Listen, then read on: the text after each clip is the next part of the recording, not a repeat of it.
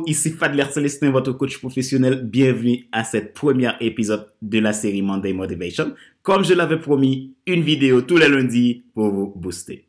Avec Monday Motivation, vivez votre lundi comme un excellent week-end.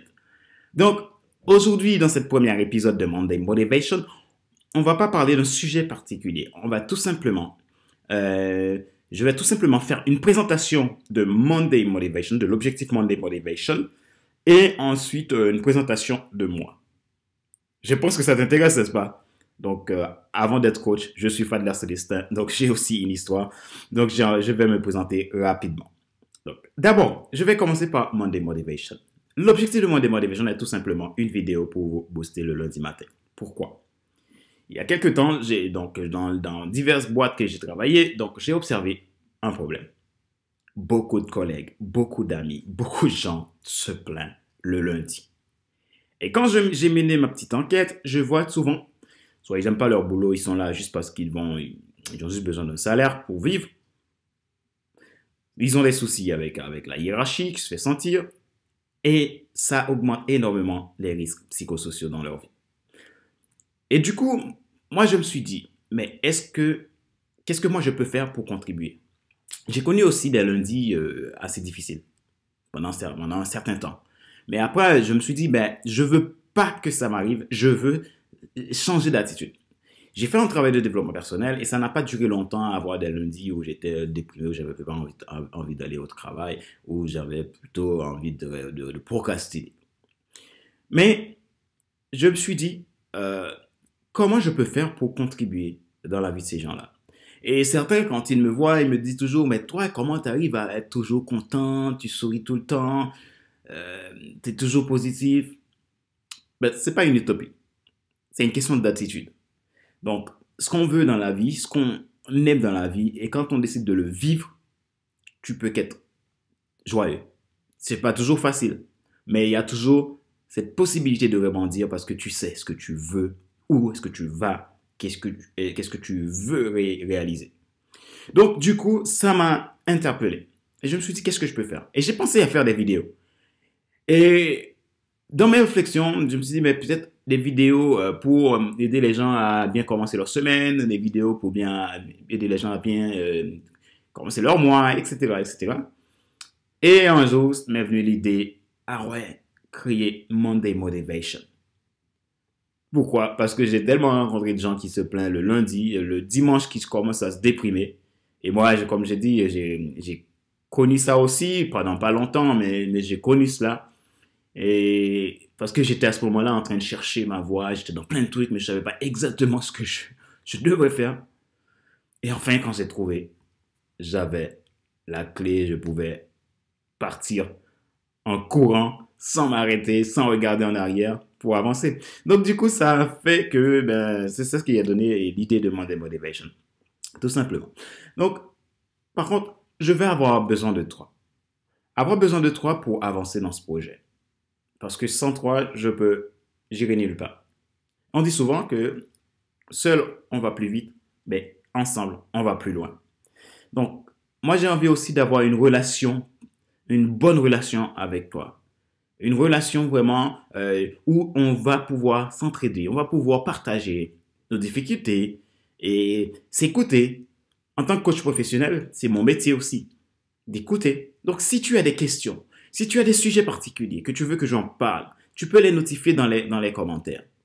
Et si tu aimes ce que je fais, tu peux mettre un petit pouce pour m'encourager et puis pour savoir que tu écoutes, tu me suis et que ce que je fais t'intéresse.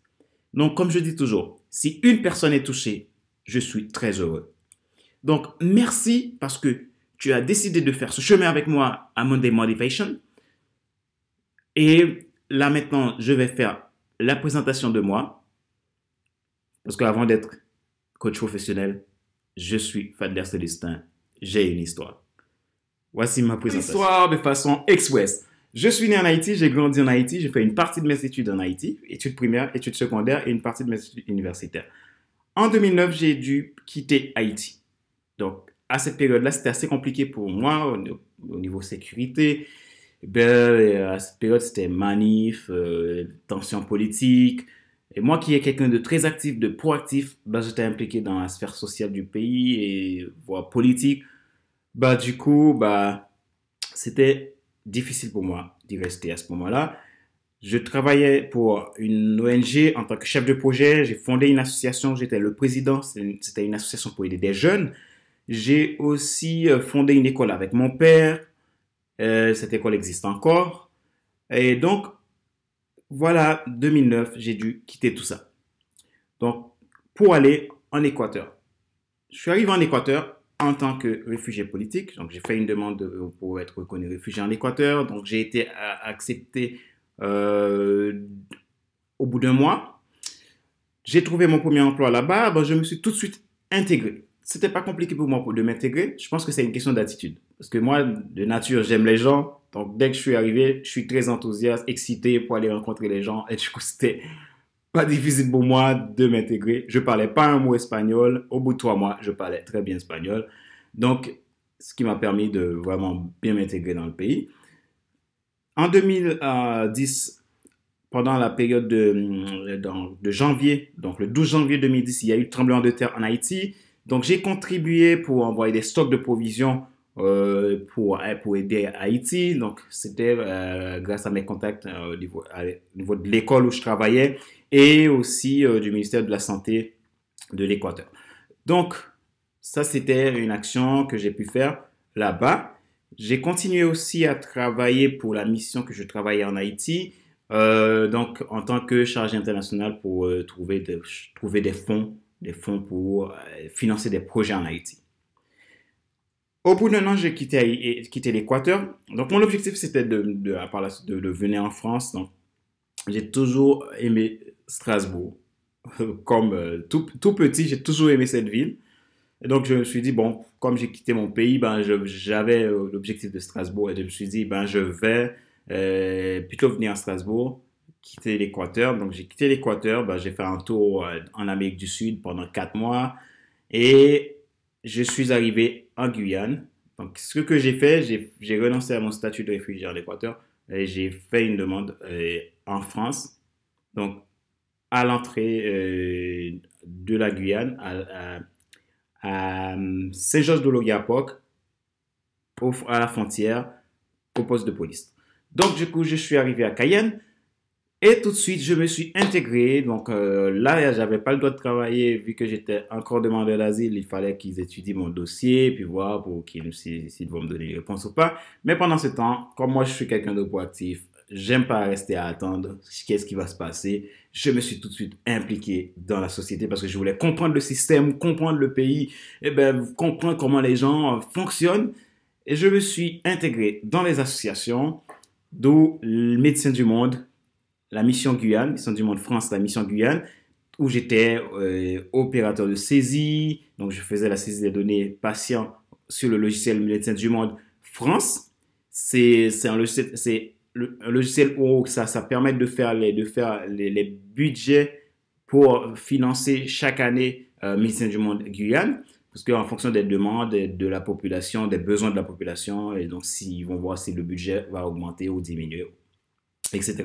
Donc, j'ai été aussi interprète, j'ai été aussi accueillant social. Donc, j'accueillais des personnes qui ont besoin de soins, qui n'ont pas forcément le titre de séjour ou de sécurité sociale pour avoir des soins. J'accompagnais aussi au service PASS, permanence d'accès aux soins, au CHU de Cayenne. Ces personnes-là, je les accompagnais pour qui ont besoin d'une traduction ou qui ont besoin d'être accompagnés parce qu'ils ne connaissent pas le système. Donc, à ce moment-là, j'étais en Guyane, donc je suis devenu membre de l'association Croata. C'est une association qui fait la protection des faunes et des flores en Guyane. Je suis devenu aussi adhérent de GEPOG. GEPOG, c'est le groupe d'études et de protection des oiseaux en Guyane. Donc, par la suite, je suis devenu à Croata, représentant du Croata auprès de GNE, auprès de Guyane Nature Environnement. Donc, à ce moment-là, ben, j'ai pu participer. Donc, si vous vous rappelez bien du forage pétrolier en Guyane, bon, en fait, en ce moment, j'ai appris que ben, c'est reparti avec le groupe Total. Donc, à ce moment-là, c'était le groupe Tullow Oil qui était chargé de ce forage, de l'extraction pétrolière. Le groupe Tullow Oil, c'est un groupe anglais d'extraction pétrolière. Et aussi, il y avait le groupe Shell et Total. Donc, moi, j'ai dû participer dans beaucoup de rencontres, de rencontres et aussi voir donc, la rencontre qui était le plus marquante pour moi. C'était une rencontre que j'ai participé où il y avait la préfecture, le préfet de la Guyane à cette période, c'était en 2010, c'est le préfet de la Guyane et il y avait le groupe Tullow Oil, le groupe Shell, le groupe Total. Donc, où il y avait une rencontre avec toutes les associations de défendeurs de la, de la de l'environnement. Donc là, en ce moment-là, on participait, donc on voulait avoir des informations parce que finalement, il fallait aussi qu'on ait de vraies informations, des informations claires parce que ce qui se passe, il y avait risque de marée noire en Guyane et si on sait s'il y a risque de marée noire en Guyane, c'est aussi, ce serait un désastre environnemental et qui serait aussi néfaste pour les animaux parce que en Guyane, les côtes guyanaises, il y a beaucoup de mangroves. Déjà, il y a les récifs coralliens en Guyane, et donc le forage pétrolier était à 150 km au large de la Guyane, et voir pour les mangroves qui sont vitales pour les animaux, pour les espèces maritimes, comme les lamantins, les outre-marins, j'en passe. Et donc là, on devrait avoir des informations parce que nous, on était des associations qui contribuaient voilà, pour éviter des désastres environnementaux. Donc, on était très actifs là-dessus et on militait pour voilà, et avoir les informations. Et suite à cette réunion, j'ai quitté, après cette réunion, j'ai quitté la Guyane pour venir à Strasbourg, la ville que j'ai toujours aimée. Bon, les gens, quand je dis que j'ai toujours aimé Strasbourg, ils m'ont dit, mais pourquoi? Mais je dis, ben, moi, ne me demande pas pourquoi. Tout simplement, depuis tout petit, j'ai toujours aimé cette ville et j'avais des livres, je lisais des livres sur Strasbourg. J'ai toujours aimé cette ville. Donc, ils m'ont dit pourquoi pas Paris, mais bon, Paris, j'aime beaucoup Paris, mais j'avais le cœur pour l'Alsace. Donc, depuis, ben, j'ai appris à mon arrivée à Strasbourg que le forage a été stoppé. Donc, c'était formidable, formidable, j'étais vraiment très content. Aujourd'hui encore, je pense toujours à ce moment-là et j'ai pu contribuer à la protection de l'environnement en Guyane. Comme moi de nature, j'aime les gens, je suis citoyen du monde, ben, dans l'endroit où je vis, je le protège naturellement. Je trouve que ça absurde de dire, ben, je vis dans un endroit, ben, je le détruis en même temps. Enfin, je trouve ça n'a pas de sens. Donc, comme moi, quand j'étais en Haïti, ben, j'étais quelqu'un d'actif pour le changement, pour le pays, que le pays se développe. Et aujourd'hui, j'y suis encore. Et quand j'étais en Équateur, je me suis impliqué, j'étais dans des associations pendant que je travaillais. Et je faisais mes 40 heures de travail. Et en même temps, je faisais partie de l'association jésuite où j'accompagnais les demandeurs d'asile colombiens. Ça, c'est la petite histoire pour l'Équateur. Et je suis arrivé en Guyane, j'ai fait la même chose. Et je suis aussi arrivé à Strasbourg, j'ai fait aussi la même chose. Donc, à Strasbourg, en 2014, j'ai été lauréat du prix masculin des carrières sanitaires et sociales. C'était chouette en Alsace. Donc, aujourd'hui, je fais partie du groupe de la mixité professionnelle en Alsace. Et voilà. Donc, moi, je suis quelqu'un qui aime l'humain. Donc, mon but, c'est de protéger l'endroit où je vis.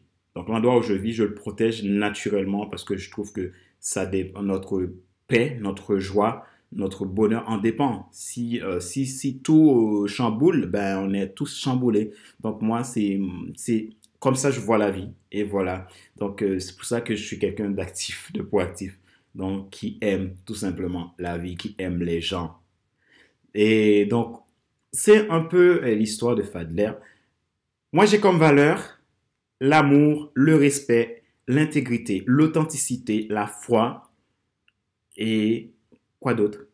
Donc, je crois que j'ai dit les principales qui viennent le plus souvent dans ma vie. L'amour, le respect, l'intégrité, l'authenticité, la foi et le partage. Ça, j'aime aussi beaucoup partager. Et c'est ce qui fait qu'aujourd'hui, j'ai lancé Monday Motivation parce que ça m'excite trop de partager avec vous.